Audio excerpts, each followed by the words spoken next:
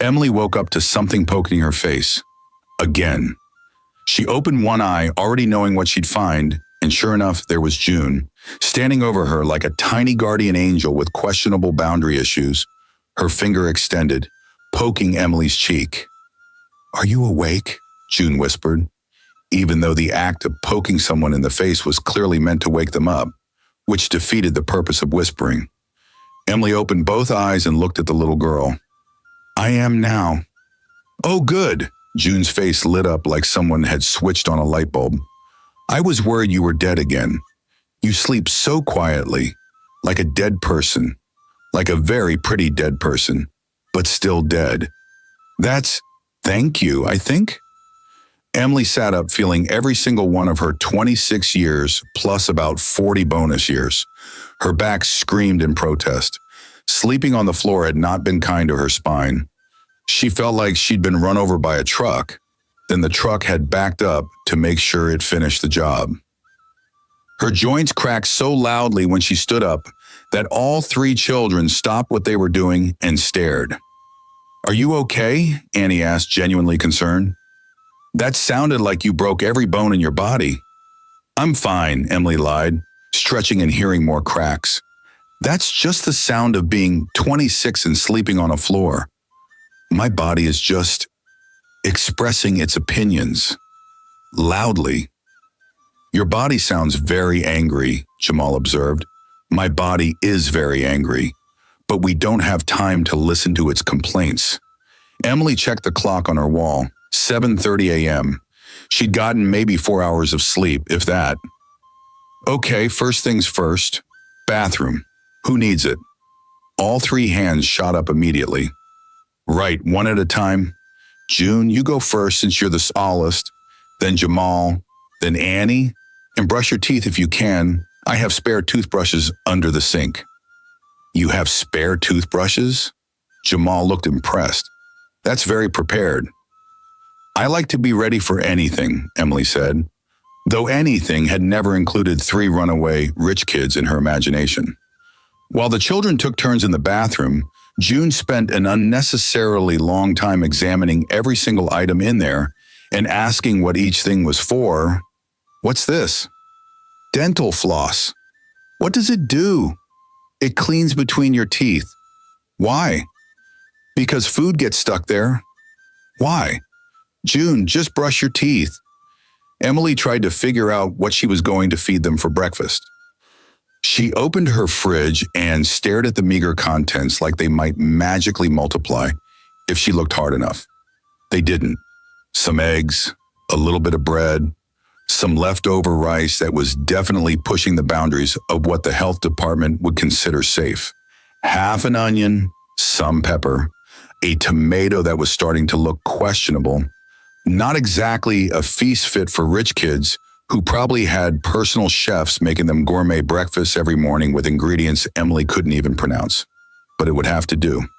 By the time all 3 children had finished in the bathroom, Annie had to help June wash her face properly because apparently 3-year-olds thought washing your face meant splashing water in the general direction of your face and hoping for the best.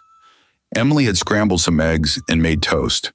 The children sat at her small plastic table and ate like they'd never seen food before. Like this was the best meal they had ever had in their lives. "This is so good," June said, her mouth full of eggs. "Don't talk with your mouth full," Annie said automatically, then realized she was also talking with her mouth full and looked embarrassed. "Oops. These eggs are different from our chef's eggs," Jamal observed, shoveling more into his mouth like someone might take his plate away. "But good different, like simpler, but somehow better, like they were made with love," Annie finished softly, and Emily felt her heart do that weird thing again. "And with salt," Emily added, trying to lighten the mood. "Never underestimate the power of salt." After breakfast, Emily got serious. She sat down at the table with them, her hands folded, her face focused. "Okay, today we're going to find your grandmother, but I need you to tell me everything you remember about her house. Every single detail, no matter how small. Can you do that?" The children nodded eagerly, sitting up straighter. It's big, Annie started, closing her eyes like she was trying to picture it in her mind. Really big. Like maybe not as big as our house, but still big, big. And it has a blue gate, a really pretty blue.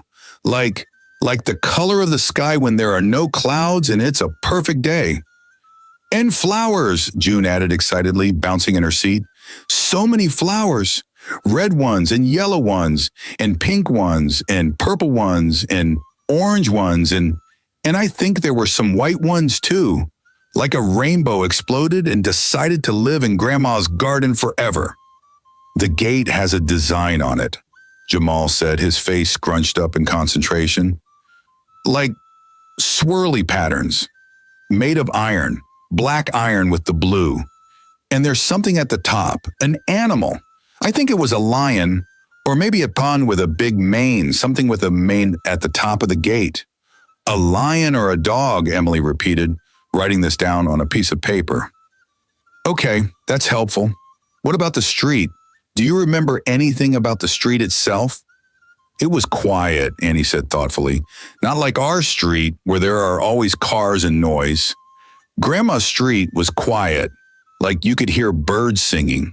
And there were big trees, really big old trees that hung over the road and made shade. And there was a yellow house next to Grandma's, June remembered suddenly, her eyes going wide. A bright yellow house with white windows. I remember because I thought it looked like a cake, like a lemon cake with vanilla frosting. That's very good, Emily encouraged, writing frantically. That's a great detail. What else? There was a small shop at the corner of the street, Jamal said slowly, his face showing intense concentration. Where they sell, I think it was bread or newspapers, or maybe both, something. Grandma used to send our driver there to buy things. Emily nodded, writing it all down. Big house, blue gate with black iron swirls and possibly a lion. Lots of colorful flowers. Yellow house next door that looks like a cake.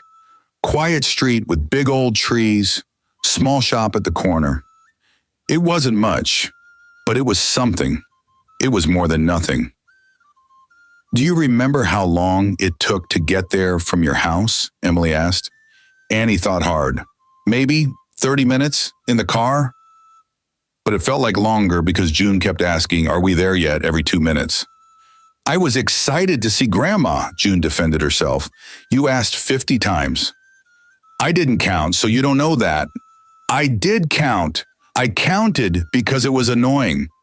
Girls, Emily interrupted before this could turn into a full argument. Focus. 30 minutes by car from Lekki to Ikoyi.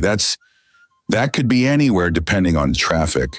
She looked at the three hopeful faces staring at her and made a decision. Okay, she said, standing up. Here's the plan. We're going to go to Ikoyi. We're going to look for houses that match your description. And we're not going to give up until we find your grandmother. Understood? Understood, the children chorused. But first, Emily said, I need to call my supervisor at work. She picked up her phone and dialed, mentally preparing for the conversation. Hello? Hi, Mrs. Okonkwo. It's Emily. I won't be able to come in today. I have an emergency. Emily, you didn't show up yesterday either. And now you're not coming today? What kind of emergency lasts 2 days? A family emergency, Emily lied, looking at the three children who were technically strangers but somehow felt like family already. I'm really sorry, but you're going to have your pay docked, you know, and you'll need to work extra shifts to make up for this. I understand. I'm sorry. This is really important. It better be, Mrs. Okonkwo said curtly. Don't make this a habit, Emily. I won't. Thank you for understanding. Emily hung up and sighed. She'd probably get in trouble. Maybe even lose her job, but some things were more important than work, like helping 3 kids find their grandmother. Okay, she said, turning back to the children. Let's get ready. By 9 a.m., they were ready to leave. The children had changed back into their clothes from yesterday. Emily had quickly hand-washed them last night and hung them up to dry. They were a bit wrinkled, but clean enough. Emily had changed into jeans and a t-shirt, pulled her hair back into a ponytail, and grabbed her wallet. She counted the money she had left. Not much. Enough for taxi fare to Ikoyi and maybe some lunch if they got hungry, but not enough for much else. This was going to be expensive and probably fruitless, but she'd made a promise. "Okay," she said, looking at the 3 children standing in her tiny apartment, their backpacks on, looking at her expectantly like she had all the answers. "Ready?" "Ready," they chorused. They headed downstairs and out onto the street. The morning was already hot, the sun beating down like it had a personal vendetta against Lagos. Emily flagged down a taxi, a yellow and black one, that had definitely seen better days, possibly better decades, possibly better centuries. The driver, a middle-aged man with a face that suggested he had seen everything life had to offer and was thoroughly unimpressed with all of it, looked at Emily and the 3 children with raised eyebrows. "Where to?" "Ikoyi," Emily said. "Ikoyi is big, madam. Where in Ikoyi?" We'll figure it out when we get there. Just take us to Ikoya. We'll direct you from there." The driver looked skeptical but shrugged with the universal gesture of, "Your money, your problem." "Your money, madam." They all piled into the taxi. The children squeezed into the back seat like sardines in a tin, with Emily in the front. The driver started the engine, which coughed and sputtered like it was considering retirement, and they were off. The drive to Ikoyi took about 45 minutes because Lagos traffic had woken up that morning and chosen violence. The taxi crawled through streets packed with cars, Okadas weaving dangerously between vehicles like they were playing a real-life video game, hawkers selling everything from phone chargers to live chickens, and pedestrians who'd apparently decided that crosswalks were just suggestions from people who didn't understand the Lagos hustle. When they finally made it to Ikoyi, the driver turned to Emily. "Where exactly, madam?" Emily looked at the children. "Okay, guys, do you recognize anything?" All 3 children pressed their faces against the windows, looking around with wide eyes like tourists in a foreign country. "I don't know," Annie said slowly, her confidence from yesterday completely gone. "It all looks different. I don't remember it looking like this." "That's because you were in a car with your daddy and you weren't paying attention," Jamal said helpfully. "I was paying attention." "Then why don't you recognize anything?" "Because it looks different when you're walking." "That doesn't make sense." "Guys," Emily interrupted before this could escalate. "Try to think. Which direction feels right?" Annie pointed left, then right, then left again. "Maybe that way?" She pointed left with about as much confidence as someone guessing the answer on a test they didn't study for. "Are you sure?" Emily asked. "I'm maybe sure, possibly sure, hopefully sure." The driver sighed loudly. "Madam, which way?" "Left," Emily decided. "Go left, slowly." They drove through street after street, massive houses with even more massive gates, manicured lawns that probably required teams of gardeners, security guards eyeing them suspiciously like they didn't belong there, which, to be fair, they didn't. "Do any of these look familiar?" Emily asked. The children looked around, their faces scrunched up in concentration. "No," Jamal said finally. "Not yet. Maybe it's another street," June suggested. "Driver, take the next turn." And so began what could only be described as the most frustrating treasure hunt in the history of treasure hunts. They drove through street after street after street, the children looking out the windows, pointing at houses with blue gates. "That one!" They'd stop, get out, walk up to the gate. Wrong house, no flowers, just a blue gate and disappointment. Back in the car. "What about that one over there?" Stop, check, wrong house again. This one had flowers, but the gate was green. "Green? How did you mess up blue and green?" Back in the car. "I think that house looks familiar." Stop, walk over, examine closely. Blue gate, but no yellow house next to it. Not the right one. Back in the car. After an hour of this, an hour of driving around, stopping, checking, getting disappointed, and repeating, the driver was getting visibly impatient. His jaw was tight. His hands were gripping the steering wheel like he was imagining it was someone's neck. "Madam," he said, his voice strained with the effort of being polite, "I have other customers waiting. I cannot drive around all day like this. This is not a sightseeing tour." Emily checked her wallet. She had already spent more than she'd planned on the fare. The meter was running. Every minute was costing money she didn't really have. "Okay," she said, making a decision. "Stop here. We'll get out and walk." "You're going to walk?" The driver looked at her like she'd lost her mind. "Madam, Ikoyi is not small. Oh, you'll be walking for hours." "Then we'll walk for hours," Emily said firmly, pulling out money to pay him. She paid the driver, who looked relieved to be rid of them, and they stood on a street corner in Ikoyi, a street that could have been anywhere, that looked like every other street, that gave them no clues at all. Four people looking completely lost in a neighborhood where they absolutely did not belong. "Okay," Emily said, trying to sound more confident than she felt. "We're going to walk. We're going to look at every house with a blue gate and flowers, and we're going to find your grandmother's house." "It feels like we're looking for a needle in a haystack," Annie said quietly, her earlier enthusiasm fading. "More like a blue gate in a neighborhood full of blue gates," Jamal added helpfully. "You guys are really not helping with the motivation here," Emily said.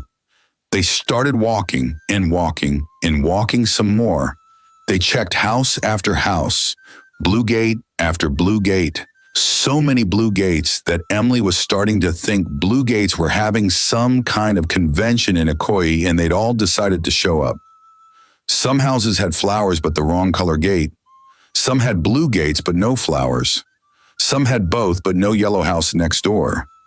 It was like a very frustrating matching game where all the pieces were almost right but never quite perfect. June's earlier energy faded quickly. "Miss Emily, my legs are tired again. They're sending me messages again." "What are they saying this time?" Emily asked, though she was pretty sure she knew. "They're saying, June, this is worse than yesterday." Yesterday was just practice. Today is the real suffering. "We quit. We're going on permanent strike." "Your legs can't quit," Jamal said pragmatically. "Then you'd have to crawl everywhere, or we'd have to carry you, and you're heavy." "I'm not heavy. I'm fun-sized." "Fun-sized is just another word for small, which you are, but you're still heavy when someone has to carry you. Are you calling me fat?" "I'm calling you heavy. There's a difference." Emily, looking down at June's tired face, her little legs that had been walking for over an hour already, made a decision. "Okay," she said, bending down. "Hop on." June's face lit up like Christmas morning. "Really?" "Really, but just for a little while. And you have to help me look for houses, okay? You're my lookout." June climbed onto Emily's back, her little arms wrapping around Emily's neck, her legs around Emily's waist. "I'm a lookout. This is my job now. I'm a professional lookout." They continued walking, Emily carrying June, Annie and Jamal trudging along beside her, their earlier enthusiasm replaced with exhaustion and something that looked a lot like despair. They checked house after house, blue gate after blue gate after blue gate. None of them were right. By noon, they'd been walking for over 2 hours. Emily's back was screaming. Her feet felt like they might actually fall off her body and roll away. The sun was beating down mercilessly. She was sweaty, tired, hungry, and starting to seriously doubt this whole plan. "I'm hungry," June whimpered from Emily's back. "Really, really hungry. My stomach is eating itself again." "I can hear it. Listen." Everyone stopped and listened. Sure enough, June's stomach growled so loudly it sounded like a small, angry animal. "I'm hungry too," Jamal admitted quietly. "Me three," Annie said, her voice small. Emily set June down gently, her back grateful for the relief, even though it was probably going to punish her later. She looked at the 3 tired, hungry, disappointed children. "Okay," she said, making a decision. "We need to take a break. Let's find somewhere to eat." They found a small local restaurant on a corner. The kind of place that served authentic Nigerian food, not the fancy restaurant versions, but the real deal. The kind of place where the jollof rice was made by someone's grandmother using a recipe passed down through generations. It wasn't fancy. The plastic chairs were cracked. The tables wobbled. But it was clean and the food smelled amazing. Emily checked her wallet again. She had just enough. Barely. They sat at a table, the children collapsing into their chairs like they'd just run a marathon, and Emily ordered jollof rice for everyone because, when in doubt, jollof rice was always the answer when the food came steaming and fragrant and absolutely perfect. The children ate with the kind of enthusiasm that made Emily wonder if they'd been exaggerating about having a personal chef. "This jollof is almost as good as yours," June said, her mouth full, tomato sauce on her chin. "Swallow before you talk," Annie reminded her, even though she was also talking with her mouth full. "If I swallow, I can't tell Miss Emily important things." "The important thing can wait until you swallow." "What if I forget it? Then it wasn't that important." "How do you know? You're not the boss of my brain." Emily watched them bicker and felt something warm in her chest. Despite everything, despite being lost, despite being hungry, despite being tired, they still had the energy to argue like normal siblings. There was something oddly comforting about that. After they'd eaten, Emily asked the restaurant owner if she knew of any houses nearby that matched their description. The woman thought for a moment, her face thoughtful. "Blue gate with flowers? In Ikoyi? Sister, there are many houses like that. Too many to count. You need more specific information. Do you have an address, a street name, a phone number?" Emily thanked her and they left, her heart sinking a little lower with each step. This was impossible. How were they supposed to find one specific house with only vague descriptions from children? But she'd promised, and Emily didn't break her promises.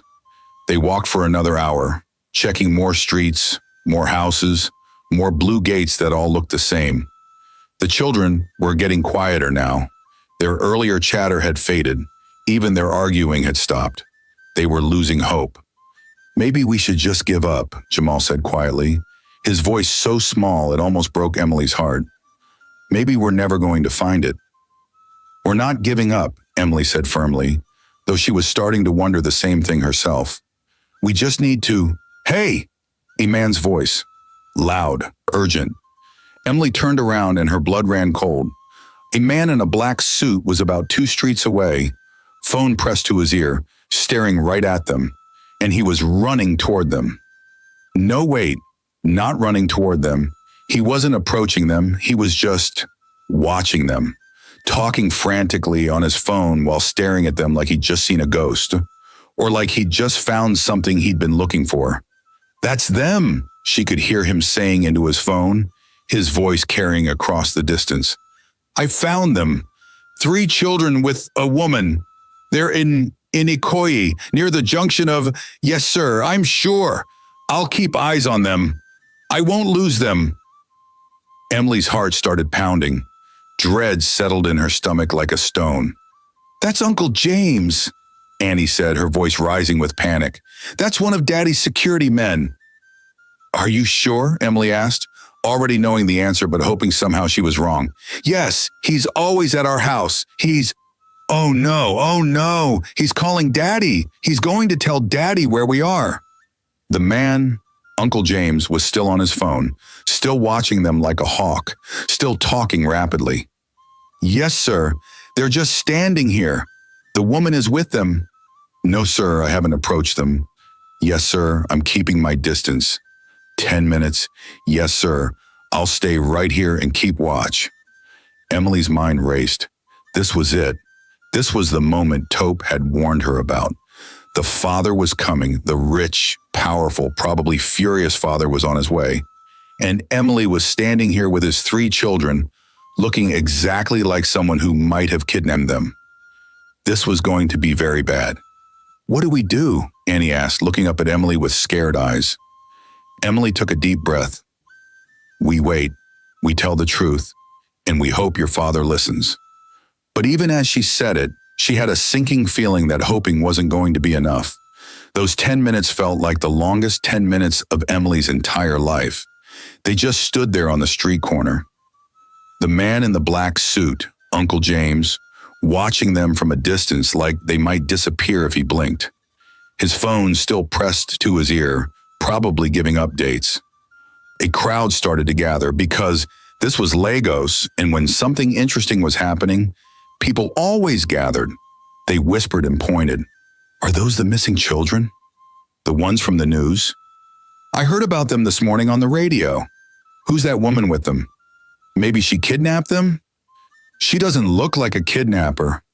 What do kidnappers look like? I don't know, but probably not like her. Emily tried to tune them out, tried to stay calm, but her heart was pounding so hard she thought it might burst out of her chest and run away on its own. Then she heard it. Engines, multiple engines, the sound of money and power approaching fast.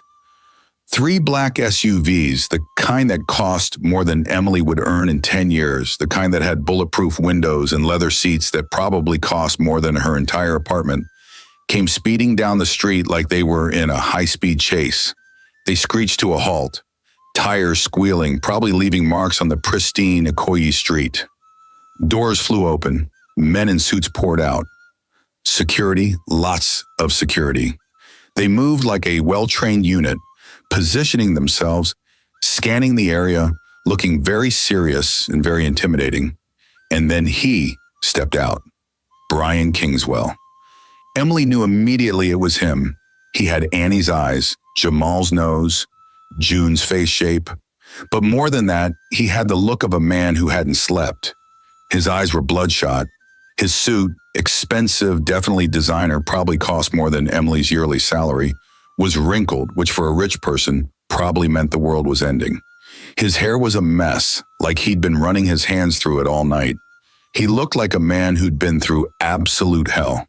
Like a man who'd aged 10 years in one night. Like a man who'd thought he'd lost everything.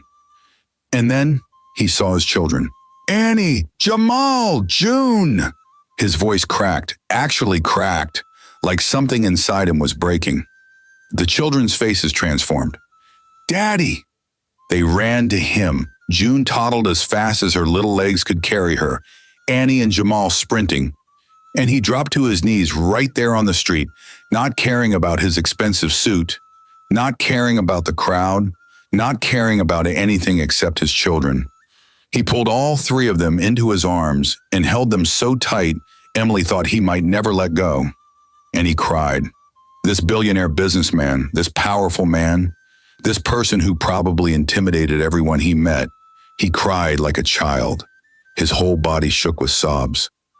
Oh God, oh thank God, you're safe, you're okay, I thought. His voice broke completely and he just held them, rocking back and forth, his face buried in their hair. The children were crying too. We're sorry, Daddy. We didn't mean to scare you. We just wanted to find Grandma. We're sorry. We're so sorry. It was honestly one of the most emotional reunions Emily had ever witnessed. Despite everything, despite her worry, despite her exhaustion, despite knowing what was probably about to happen, she felt her own eyes getting misty. This was a father who loved his children. That much was clear. But then, after what felt like hours but was probably only a few minutes, Brian pulled back slightly, still holding June in his arms, and his eyes found Emily. And the gratitude, the relief, the raw emotion in his expression vanished, replaced by something cold, something furious, something that made Emily's survival instincts scream. He stood up slowly, still holding June, and walked toward Emily. His security team followed like shadows, positioning themselves around him like he was the president. The crowd got quiet, everyone watching, everyone waiting to see what would happen. When Brian spoke, his voice was like ice, like winter, like something that could freeze you solid. You. Emily stood her ground, even though every instinct was telling her to run. Me. You kidnapped my children. And just like that, the emotional moment was over. The warmth was gone, and Emily's worst fears were coming true. You, He pointed at Emily, his voice sharp as a blade. "You wicked Jezebel! You kidnapped my children!" Emily's mouth opened in shock. "What? No, Do you know who I am?" Brian's voice rose to a roar. "Do you have any idea what you've done? It's over for you. Over." He turned to the police officers who'd followed him. "Officers, arrest her, now!" "Wait," Emily tried to speak. "I said arrest her," Brian barked. "This woman kidnapped my children. I want her in handcuffs. I want her in jail." "Sir, one officer started. "Now!"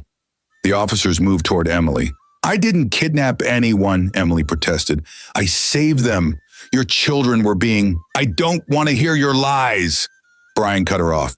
"Take her away, now!" The officers grabbed Emily's arms. "This is crazy. I didn't do anything wrong." Emily struggled. "I helped your children." "That's what all kidnappers say," one officer said, pulling her toward the police van. "Daddy, wait!" Annie cried out. "Not now, Annie," Brian said, his eyes still fixed on Emily with pure hatred. "But Daddy, I said not now." Emily was shoved into the back of the police van. The door slammed shut. Through the small window, she could see the children trying to pull away from their father, trying to run after the van, their mouths open, shouting something she couldn't hear. The van pulled away. Brian got into his SUV with his children and followed behind. Emily sat in the back of that van, hands shaking, mind reeling. This couldn't be happening. This could not be happening. The van pulled up to the police station. Emily was yanked out and dragged inside. The station was exactly what you'd expect. Old, crowded, smelling like sweat and desperation. Peeling paint, flickering lights, officers sitting around looking bored. Emily was shoved toward the back, behind the counter, into a small detention area. One of the officers, a pot-bellied man with a face that suggested he enjoyed other people's misery, looked her up and down with a sneer. "So," he said, "you're the one who kidnapped those children? A beautiful woman like you? A kidnapper?" "I did not kidnap those children," Emily said firmly. "I helped them. I saved them from—" The officer laughed, a harsh, mocking sound. "That's what they all say. That's what the kidnapper who came in last week said. That's what the one who came in yesterday said. They never agree they're bad people. Not until they're caught. Caught red-handed." "Officer, you have to believe me," Emily pleaded. "I'm not a kidnapper. I actually saved those kids from real kidnappers. 4 men were trying to—" "4 men!" Another officer joined in, laughing. "You hear this one, Olga? She's telling us stories. Madam, save your breath for the judge. I'm telling the truth." "That's what your mouth is saying." The first officer leaned in close, his breath smelling like onions. "But you know what? You've messed with the wrong family, madam. You kidnapped Mr. Brian Kingswell's children. Do you know who that is?" "I didn't." "Madam, your own is finished." He drew out the word, enjoying it. "Finished. Just say your last prayers now. In fact, call your family members. Tell them bye, because it is over for you. You're going to rot in Kirikiri prison," the second officer added gleefully. 20 years minimum, maybe 30, maybe life. "This is insane," Emily shouted. "I didn't do anything wrong." "That's what they all—" Bang! The station doors flew open so hard they slammed against the walls. Brian Kings stormed in like a hurricane, his children trailing behind him, his security team surrounding him. "Where is that Jezebel?" His voice boomed through the entire station. "Where is that evil Delilah who kidnapped my children?" Every officer in the station jumped to attention. "Mr. Kingswell, sir." The sergeant rushed forward. "She's right here, sir.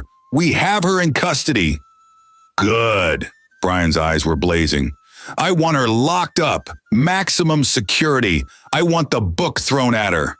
Get my lawyers down here right now. I want this woman in jail for the rest of her life.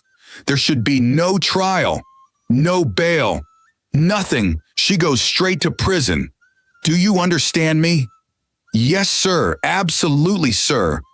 I want—" Daddy! Annie's voice cut through Brian's rage. He turned to look at her. Annie, not now. No, Daddy, you need to listen. Annie planted herself in front of him, her little face fierce. Miss Emily didn't kidnap us. She saved us. Annie, you're not listening, Jamal joined in his sister. You never listen. Miss Emily is a good person. She helped us. We ran away from home because of Miss Angela, June added, her voice trembling but determined. She was mean to us. She said we could starve. And when we got lost, bad men tried to take us. 4 big bad men, and Miss Emily fought them. She saved. Brian stared at his children, his anger faltering. What? She gave us food, Annie continued. She gave us hot chocolate. She gave us her own clothes to sleep in. She let us sleep in her bed while she slept on the floor. She's been trying to help us find Grandma. She's our friend. She's a good woman. Daddy, you're not listening to us, Jamal's voice cracked. We've been trying to tell you, but you won't listen. Brian looked at his 3 children, at their desperate faces, their tears, their conviction. Then he looked at Emily, standing behind the counter, glaring at him with pure fury, then back at his children. What do you mean she saved you? From kidnappers, all 3 said in unison. Real kidnappers, Annie added. 4 men who wanted to take us for ransom. Miss Emily fought them. She beat them up. All 4 of them. She's a hero, Daddy. Not a kidnapper, a hero. The station had gone completely silent. Every officer was staring. Brian's face went pale. Kidnappers, you were almost... He couldn't finish. The thought was too horrible. He turned to the sergeant. His voice completely changed. Officers, I think there's been a terrible misunderstanding here. Sir, my children they just told me. Brian ran his hand through his hair, looking shaken. I would like to settle this matter outside of the station. This was a big misunderstanding. But sir, the charges... There are no charges! Brian's voice was firm. This woman, she didn't kidnap my children. She saved them. My children are telling me she saved them. Let her go now. But sir, I said let her go. The officers scrambled to unlock the detention area. One of them, the pot-bellied one who'd mocked her, unlocked the gate with a sheepish expression. God saved you today, madam. You are very lucky. Emily stepped out, her eyes locked on Brian Kingswell. Brian approached her, his expression apologetic but casual. Madam, I think there was a misunderstanding. I'm sorry about this. I should have listened to my children more, but I was worried. You understand, yes? A father's concern and all that. He said it so casually, so dismissively, like this was just a minor inconvenience. Like he hadn't just had her arrested. Like he hadn't just tried to have her locked up for life. Emily's eyes narrowed into slits. You know what? Her voice was quiet, deadly quiet. This is exactly why you should never help rich people. Brian blinked. What? This is why you don't help rich people. Emily's voice rose. You're all the same. Ungrateful. You think everyone wants something from you. You think everyone is trying to cheat you. I saved your children. I used my money. I gave up my bed. I spent hours trying to help them, and you had me arrested. Now wait a minute. Ungrateful lizards, Emily hissed, her voice dripping with venom. That's what you are. Ungrateful, cold-blooded lizards. She turned and stormed toward the exit. Miss Emily, June's voice crying. Miss Emily, wait. Please don't go, Annie called out, tears streaming down her face. Miss Emily, Jamal shouted. But Emily didn't stop, didn't turn around, didn't look back. She walked out of that police station like it was on fire, out into the evening air, away from the Kingswells, away from the nightmare. Behind her, she could hear the children crying, calling her name, but she kept walking. Miss Emily, please! Emily's hands were shaking. Her eyes burned with tears she refused to let fall. But she didn't stop. She just kept walking. Back in the station, Brian stood there stunned, watching Emily disappear through the doors. What? He turned to look at his security team. Did she just call me an ungrateful lizard? Yes, sir, James said quietly. Does she know who I am? Brian's shock was turning to indignation. I was apologizing. I was being nice. And she called me. He couldn't even finish. She's so rude, Brian sputtered. So crude, so unrefined. Where did you say you met her again? He looked at his children, who were still crying, still staring at the door Emily had walked through. I can't stand her, Brian continued, his pride wounded. How dare she speak to me like that? I'm Brian Kingswell. She's so local, so unrefined, so. He turned to the sergeant. Thank you for your assistance. We're leaving. Of course, sir. Anytime, sir. Brian ushered his still crying children out of the station, still muttering about Emily's rudeness, her audacity, her complete lack of respect. But even as he complained, even as he loaded his children into the SUV, even as he drove away from the police station, a small part of him, a very small part he wasn't ready to acknowledge, knew she was right, and that bothered him more than anything else. The drive home was silent, thick, heavy, suffocating silence. In the back seat, his children sat still, sniffling softly. Not the loud, dramatic crying from before, just quiet sniffles that came every few seconds. Annie wiped her nose with her sleeve. Jamal stared out the window with red, puffy eyes. June hiccuped occasionally, her little chest shaking with leftover sobs. Brian's hands gripped the steering wheel. His jaw was tight. His eyes stared straight ahead at the Lagos roads. Cars everywhere, Okadas weaving through traffic, hawkers running between vehicles trying to sell pure water, and phone chargers and plantain chips. But he wasn't really seeing any of it. His mind was spinning, a mess of emotions fighting each other inside his chest. Relief, pure, overwhelming relief that his children were safe, that they were in his car, that they were going home, that they weren't hurt or missing or, God forbid, worse. The relief was so strong it made his hand shake slightly on the steering wheel, but also anger. Hot, burning anger at Angela, that woman, that horrible, cruel woman who'd made his children so miserable they'd run away. Who told them they could starve? Who locked them in their rooms like prisoners? Who treated them so badly that they'd rather risk the dangerous Lagos streets than stay with her one more night? If he ever saw Angela again, in stress. Every muscle in his body felt wound tight like a rope about to snap. His shoulders ached. His neck was stiff. His head pounded with a headache that felt like someone was using his skull as a drum. He was exhausted, bone-deep, soul-crushing exhaustion from a night of no sleep, from hours of searching, from the terror of not knowing where his children were. Disappointment in himself, because what kind of father left his children with someone like Angela? What kind of father didn't notice his kids were so unhappy? What kind of father was so busy with work and trips and business deals that he missed all the signs? Gratitude mixed with confusion about that Emily woman. The children said she'd saved them, fought off kidnappers, taken them to her home, fed them, kept them safe, and he'd had her arrested. He'd called her a kidnapper, threatened her, had her thrown in a police van like a common criminal. And then she'd called him an ungrateful lizard. Brian's jaw clenched tighter. That woman, that rude, crude, completely unrefined woman who'd looked him dead in the eye and insulted him, who'd walked away from him like he was nothing, like he didn't matter. No one spoke to Brian Kingswell like that. No one. He was a billionaire. He knew governors, senators, people in power, people bent over backwards to please him, to earn his favor, to get on his good side.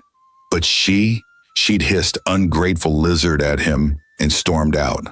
The audacity, the disrespect, the absolute. A small sniffle from the back seat pulled Brian from his thoughts. He glanced in the rearview mirror and saw June wiping tears with her tiny hands, her bottom lip trembling. His anger softened. Just a bit. "We're almost home," he said quietly. No response, just more sniffles. Brian focused back on the road and drove. 20 minutes later, they pulled through the gates of the Kingswell mansion. The massive iron gates that usually made Brian feel proud now just felt empty. Home. They were home. He parked in the circular driveway, killed the engine, and sat there for a moment. Then he got out, opened the back door, and watched as his 3 children climbed out silently. "Go inside," he said gently. "Go to your rooms. Rest." Without a word, without looking at him, the 3 children walked toward the front door. Annie pushed it open and they disappeared inside. Up the stairs, presumably to their bedrooms. Brian stood in the driveway and watched them go. Then he turned to his head of security, who'd pulled up behind him. "James, what happened to Angela?" James stepped forward. "Sir, when we left to find the children, Miss Angela remained in the house. But when we returned to update the household that the children had been found, she refused to leave, sir." "Refused?" "Yes, sir. She was quite insistent that this was all a misunderstanding, that she belonged here, that you would understand once you calmed down." Brian's eyes went cold. "No. And?" "We called additional security, sir. They escorted her out forcibly. She fought the entire way, sir, screaming, making a scene the neighbors probably heard." "Good," Brian said flatly. "If she comes back, call the police. She's not welcome here. Ever." "Understood, sir." Brian nodded and walked into his house. The mansion felt too big suddenly, too empty, too quiet despite having his children back. He headed straight for his study, closed the door behind him, sat at his massive mahogany desk, and pulled out his phone. He had calls to make, people to inform that his children had been found, business associates who'd been worried, friends who'd offered to help search. He dialed the first number. "Hello, this is Brian Kingswell. Yes, I'm calling to let you know my children have been found. They're safe. Thank you for your concern." Call after call after call. Each time he said the same thing. "They're safe. They're home.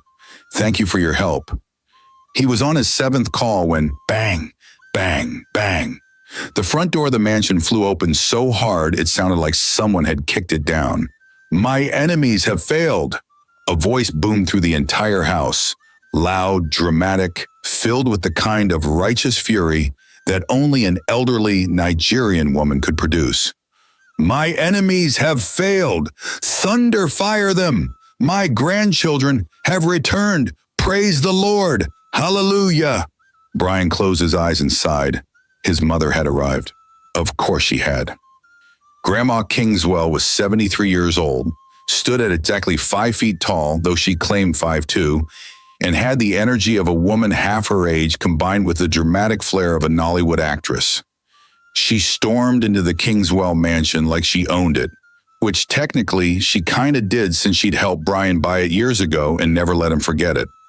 "Where are my grandchildren?" she shouted, her voice echoing off the high ceilings. "Annie! Jamal! June!" The sound of small feet thundering down the stairs was immediate. "Grandma!" 3 voices screamed in unison. The children appeared at the top of the grand staircase and ran down so fast they were practically flying. Annie jumped the last 3 steps. Jamal slid down the banister. June just ran with her arms outstretched like a tiny airplane. They crashed into Grandma like missiles finding their target. "Grandma! Grandma! Grandma!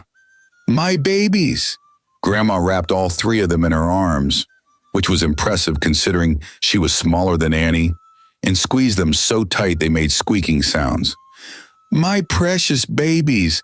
Let Grandma see you. Let me see you." She pushed them back slightly, holding them at arm's length, and then began the inspection.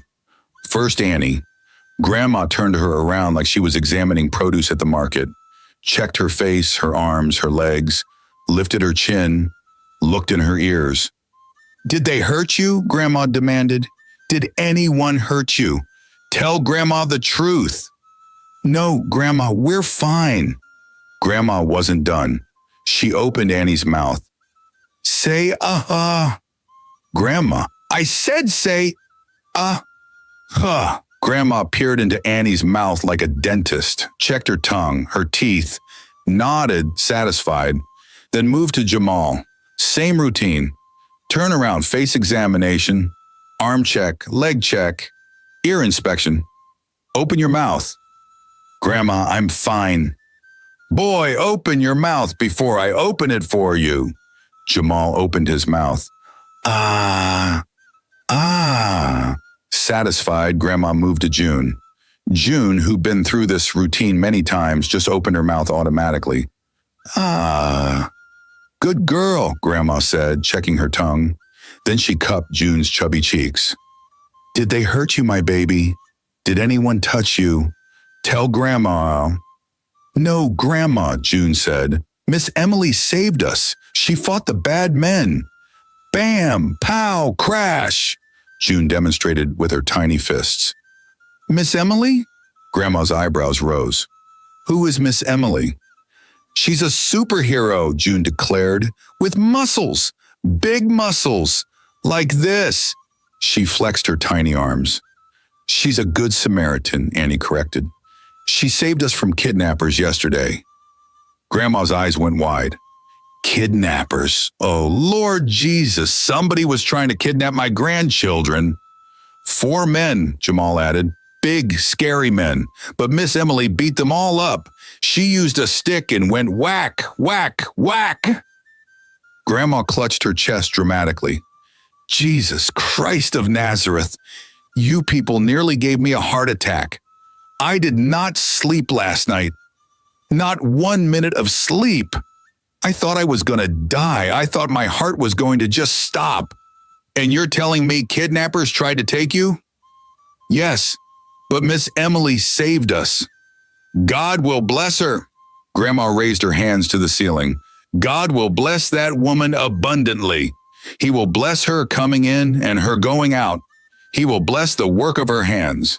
He will open the windows of heaven and pour out blessings until there is no more room. Amen. Amen, the children chorused. Meanwhile, Brian had emerged from his study and was standing at the foot of the staircase, watching his mother's dramatic performance with the exhausted expression of a man who had seen this show many times before. His mother noticed him. You! She pointed at him like a prophet calling out sin.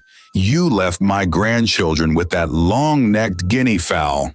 Brian pinched the bridge of his nose. Hello, Mother.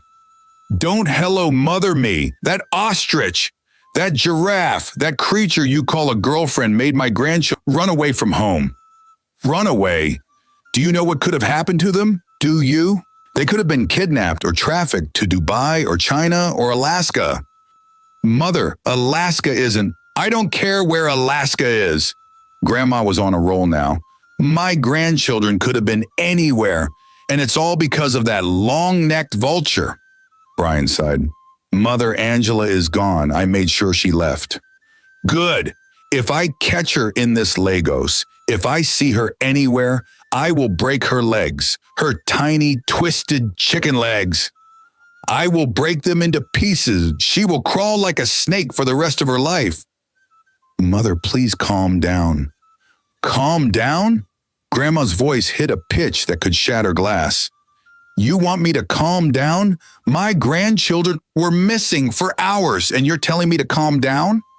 She turned to the children, her voice softening instantly. My baby's grandma brought food. So much food. I have jollof rice. I have fried rice. I have a goosey soup. I have ogbono. I have pounded yam. I have chicken. I have fish. I have goat meat. Goat meat. June's eyes lit up like Christmas. Yes, everything.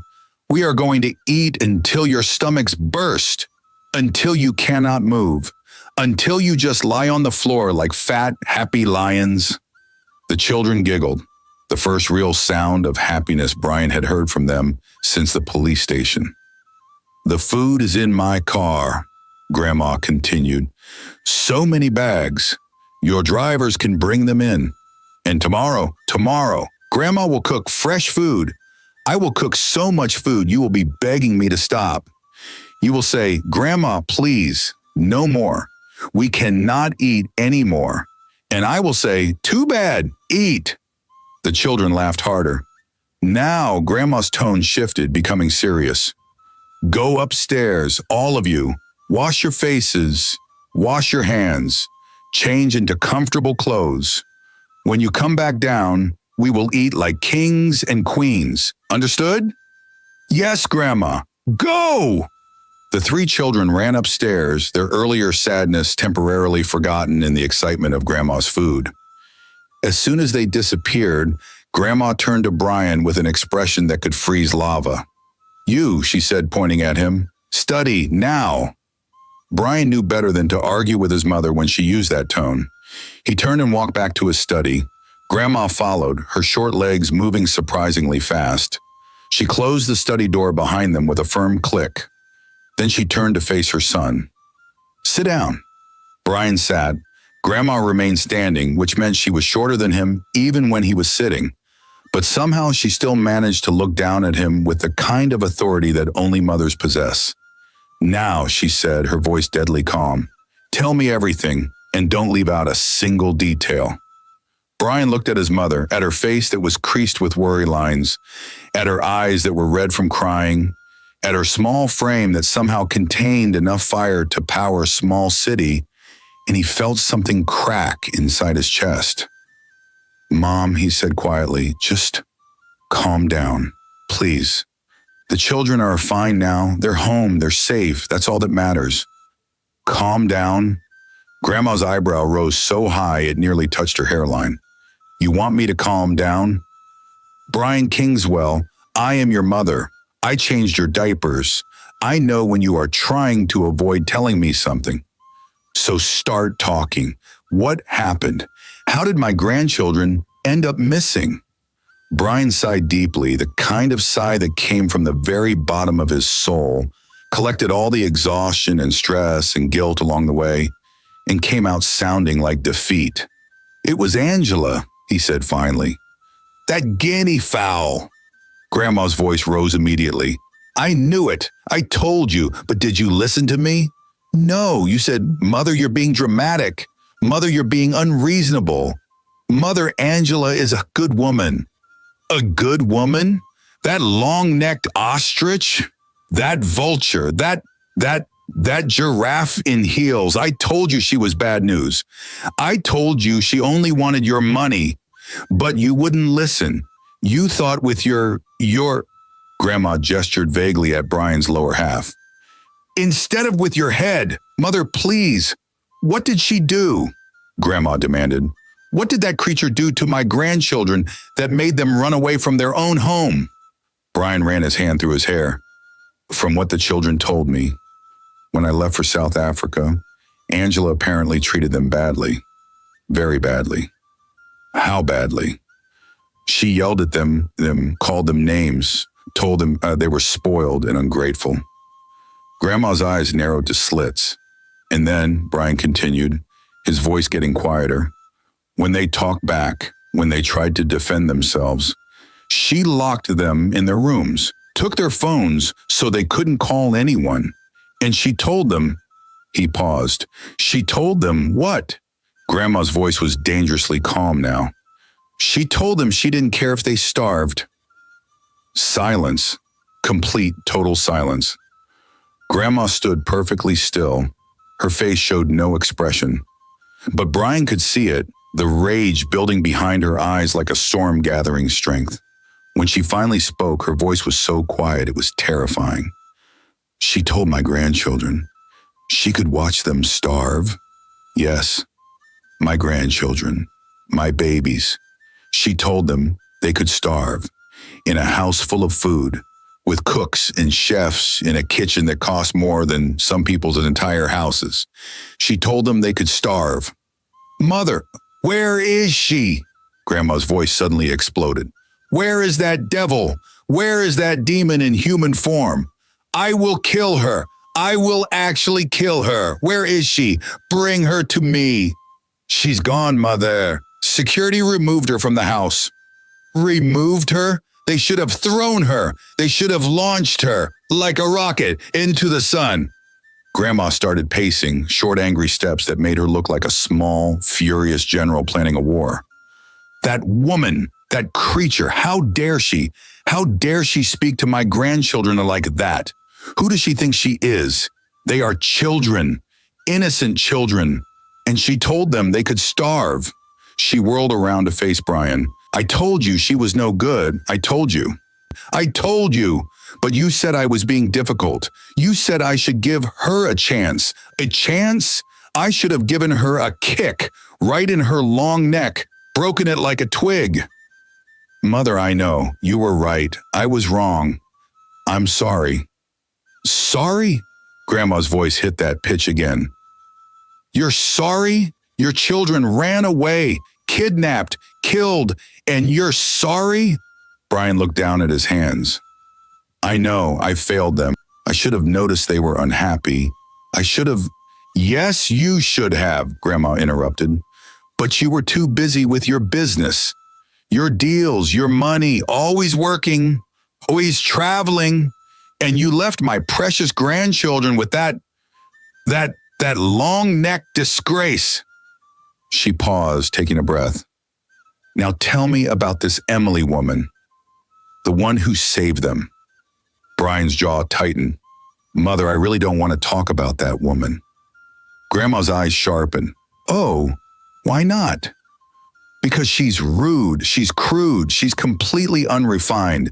She has no manners, no respect. What did she do? She insulted me to my face, in front of everyone. A small smile played at the corner of Grandma's mouth. Did she now? What did she say? She called me an ungrateful lizard. Grandma's smile grew wider. A lizard? An ungrateful lizard? It's not funny, Mother. But Grandma was laughing now, a full, rich laugh that made her whole body shake. Oh, my Lord! Oh, Jesus! She called you a lizard? Ha ha ha ha ha! Mother! An ungrateful lizard! Ha ha ha! Oh, I like this girl already. There's nothing to like. She's horrible. She saved your children.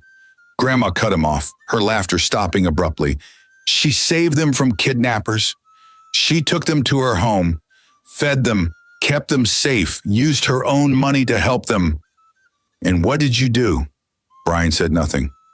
What did you do, Brian? I had her arrested. You had her what? I thought she kidnapped them. I didn't know the full story.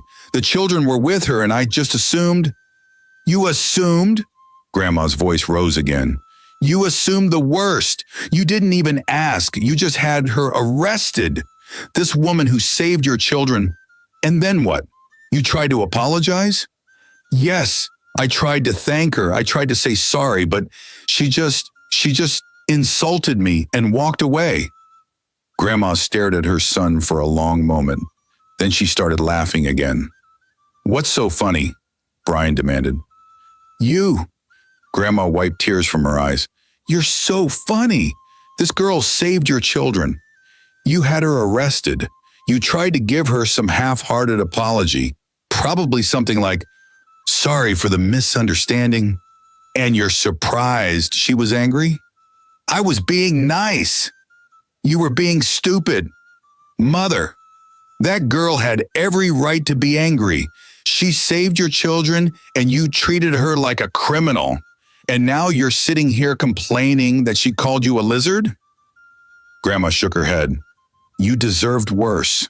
I don't. She sounds like a good girl, Grandma continued, ignoring him. Strong, brave, not afraid to speak her mind. The children clearly love her. They've been singing her praises since you brought them home. So maybe, Grandma's eyes twinkled with mischief, you should marry her. Brian nearly choked. What? You heard me. Marry her. Mother, are you insane? She sounds like exactly the kind of girl you need. A girl who can stand toe-to-toe with you. A girl who won't take your nonsense. A girl who can put you in your place. Mother, I barely know her. Then get to know her. I don't want to know her. She's rude and crude and completely and honest, Grandma finished, and brave and kind. She helped children who weren't hers. She risked her safety. She used her own money. Those are good qualities, Brian. She insulted me. You deserved it. Brian stood up frustrated. Mother, I am not marrying that woman. I don't even want to see her again. The whole thing was a nightmare. She's horrible, and I'm done talking about her. Grandma smiled, that knowing smile that mothers have when they see something their children don't. Never say never, my son. I'm saying never, never. Grandma's smile didn't fade. We'll see, we'll see. She turned toward the door. Now I'm going to go cook for my grandchildren. And you're going to sit here and think about what a fool you've been. Mother, an ungrateful lizard. Grandma's laughter echoed as she left the study. Ha ha ha! Oh, I must meet this girl. I must! The door closed behind her. Brian sat back in his chair and stared at the ceiling. An ungrateful lizard, he muttered. The audacity, the complete and utter audacity. But even as he said it, he couldn't stop thinking about her. That woman, Emily, who'd looked him dead in the eye and called him exactly what she thought he was. Across town in a small apartment that was approximately 1,000th the size of the Kingswell mansion, Emily Badmus was fuming. Can you imagine? She shouted, pacing back and forth in her tiny living room like a caged tiger. Can you imagine that ungrateful lizard? Her best friend Taupe sat on Emily's lumpy couch, eating pounded yam and a goosey soup, watching Emily pace like this was the most entertaining show on television. This is why you should never help rich people, Emily continued, her hands gesturing wildly. Never. They're all the same. Suspicious, ungrateful. They think everyone wants their money. Everyone is trying to cheat them. Emily, Taupe tried. I saved his children, saved them from actual kidnappers. 4 men, 4. I beat them up. I used my money, my food, my bed. And what does he do? What does he do? He had you arrested, Taupe said, eating another spoonful of soup. He had me arrested, Emily's voice rose, like I was some common criminal, like I was a kidnapper. He didn't even ask questions, didn't even listen, just boom, arrest her, lock her up. I told you rich people were trouble, Taupe said calmly. You were right. You were so right. And those police officers mocking me, laughing at me. Your life is finished. Say your last prayers, idiots, idiots. Emily kicked her coffee table lightly because it was already wobbly and she couldn't afford a new one. And then, Emily whirled around to face Taupe. After his children told him the truth, after they defended me, after they explained everything, you know what he did? What? He tried to apologize, but not a real apology.